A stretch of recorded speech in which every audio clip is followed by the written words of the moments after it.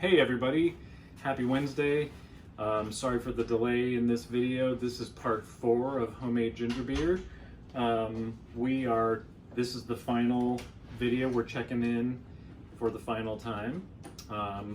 It's been a week and a few days, and our ginger beer is still bubbling a tiny bit, but it's settled down a ton. So Jake, if you zoom in, you can see it really got clear. Some stuff sunk to the bottom. Some stuff is still moving down. Super clear, super yellow, looking good. And it also has been relatively warm. Right now it's at about 68. So there's 2 ways to go from here. What I do is put it straight into a bottle, like these 1-gallon bottles with a sealed lid, or these 16 ounces with the sealed lid, or a mason jar, or whatever. It might be a little bit fizzy, but fermentation is almost done. And so it should be relatively flat. We haven't actually tasted it yet. Maybe I'll do one more taste at the end of this video.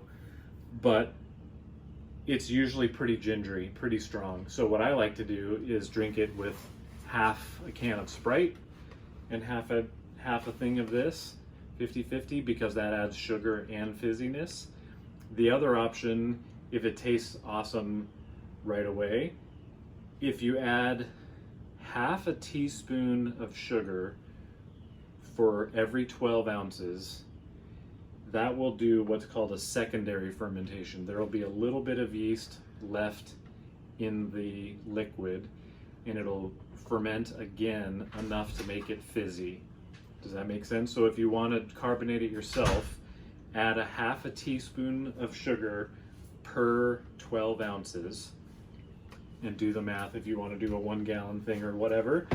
And then after about a week, it'll be fizzy, just because of the secondary fermentation. If it tastes awesome the way it is, you can just bottle it. It might continue to ferment, just any lingering sugar in the fluid, and it might be a little bit bubbly, and then you can just mix it with club soda or Sprite or whatever you want. But that's that.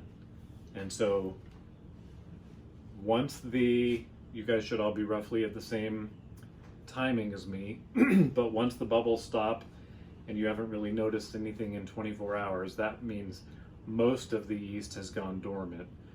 I also like to filter this stuff. In this container, this is pretty cool. This little spigot is above the bottom, so if there's any sediment or anything like that, this is above that. But it's also kind of nice to run it through a little mesh strainer or a cheesecloth or something like that, just to get it, but all that sediment is ginger. So if you see a sediment at the bottom of your bottle, it's goodness. Even if you see a store-bought bottle of ginger beer with sediment at the bottom, that's really good gingery flavor. If you see that at the bottom of a bottle of like IPA, not awesome. It's usually a sign that it's bad. The sediment in there means that it's not going to be as yummy. But with ginger beer, it's totally different. All right, Jake, let's try this stuff. I'm going to scoot this out. Literally have not tried it, so if it's terrible or poison, you'll see it here first.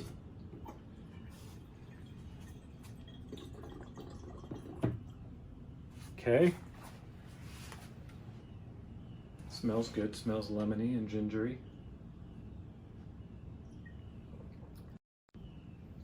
Yeah, it's a little bitter, super gingery, not super lemony. All the sugar is gone. It's not sweet at all. And that's just because it's eaten all the sugar. Super good. Yeah, it tastes similar to previous batches we've made. Really good extra cold, but it's got a super good gingery bite. Definitely needs to be sweetened one way or another. And I love it with ice. So I think that's it. This is not This is not fizzy at all. So I think I am going to mix some with sugar and carbonate it a little bit, and or do the Sprite thing. Either way, totally fine. Just be aware, if you add sugar for the purposes of secondary fermentation to make it fizzy, it's going to eat the sugar again to make it fizzy, so it's not going to add sweetness. You're going to want to add sweetness before you drink it. That's what I got. Hope you guys had fun. Hope it turned out somewhat similar, and if not, let me know. Either way, let me know. It's been fun. Love making fresh ginger beer. Thanks, everybody. Peace.